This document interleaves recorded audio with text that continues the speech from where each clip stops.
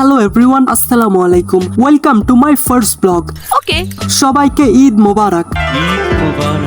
তো এই ভিডিওটা যেদিন বানিয়েছিলাম সেদিন ছিল ঈদুল আজহা, আর এই দিনেই মুক্তি পেয়েছে মেগা স্টার শাকিব খানের তাণ্ডব। তো দেখতে গেছিলাম তাণ্ডব। কি সর্বনাশ! আমি আর আমার ছোট ভাই অনেক আগে থেকেই প্ল্যান করেছিলাম যে এবার ঈদের শাকিব খানের তাণ্ডব অবশ্যই দেখব। কিভাবে আর কোথায় তাণ্ডব দেখলাম সেটাই আজকে আপনাদের সঙ্গে শেয়ার করব। তার আগে অ্যাকশন।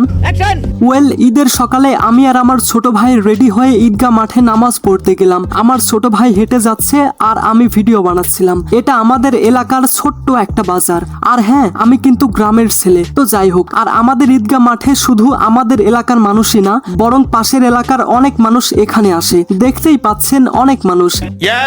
ঈদের নামাজ শেষ করে বাড়িতে এসে খাওয়া দাওয়া করে আমি আর আমার ছোট ভাই রেডি হয়ে বেরিয়ে পড়লাম সিনেমা দেখার উদ্দেশ্যে।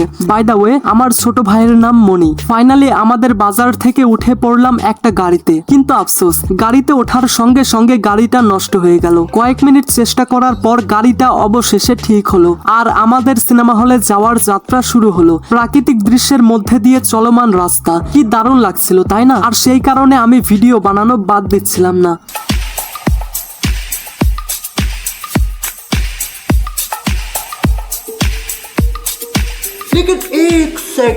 আপনাদের মধ্যে কারো বাসা যদি পাবনা জেলা হয়ে থাকে তাহলে হয়তো এই জায়গাটা চিনতে পারেন। তো যাই হোক, ফাইনালি চলে আসলাম সিনেমা হলে। আমাদের পাবনা শহরে শুধুমাত্র একটাই সিনেমা হল রয়েছে, যেটার নাম রূপকথা। হলের সামনে গিয়ে আমরা দেখতে পাই যে হলের আশেপাশে তাণ্ডবের অনেক পোস্টার বিলবোর্ড আকারে ঝুলানো রয়েছে। আমরা ভেবেছিলাম হয়তো ঈদের দিন সকালে অনেক লোকজন হবে, কিন্তু তেমন একটা লোক হয়নি। হলের সামনে আমরা 20 থেকে 30 জন মানুষকে বসে থাকতে দেখলাম। তাদেরকে জিজ্ঞেস করা হলে তারা জানায় যে তাণ্ডবের শো শুরু হবে 12:30 থেকে, আর আমরা যতক্ষণে ওইখানে পৌঁছেছি তখন বাজে 11:30। বুঝতে পারছেন, 1 ঘন্টা।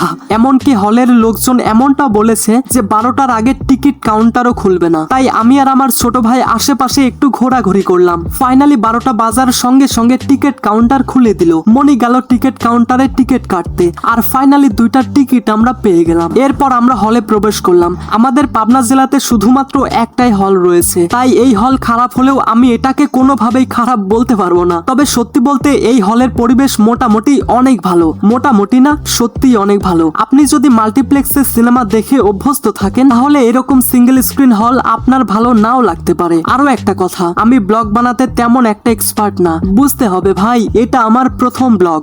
যাই হোক, এরপর সিনেমা শুরু হয়ে গেল। শাকিব খানের তাণ্ডব সিনেমা এক কথায় জাস্ট মাইন্ড ব্লোয়িং, যেটার রিভিউ আমি আমার চ্যানেলে অলরেডি আপলোড করেছি, এবং সেই ভিডিওর লিংক আমি ডেসক্রিপশন বক্সে দিয়ে রাখবো।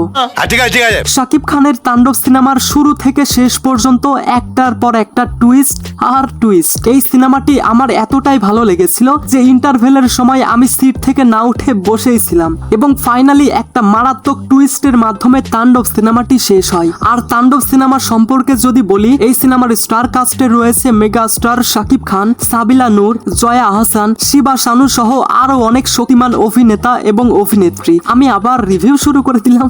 আসলে রিভিউ করতে করতে অভ্যাস হয়ে গেছে তো তাই। সো ফাইনালি আমি আর মনি সিনেমা হল থেকে বের হয়ে বাড়ির উদ্দেশ্যে যাওয়ার জন্য রওনা দিলাম। আর বিশ্বাস করেন, পাবনা শহর এইরকম খালি আমি আগে কখনোই দেখিনি। মেইন শহরের মধ্যে হাতে গোনা কয়েকজন লোক। তো যাই হোক, আমি হয়তো এতটা ভালো ব্লগ বানাতে পারি না, ব্যাস শুধু কথাটাই বলতে পারি। তবুও আশা করছি আমার এই বাকওয়াস ব্লগ আপনাদের ভালো লেগেছে। ভালো লাগলে আপনাকে ফেয়ার এন্ড লাভলি, আর ভালো না লাগলে কিছু করার নাই। Thanks for watching guys.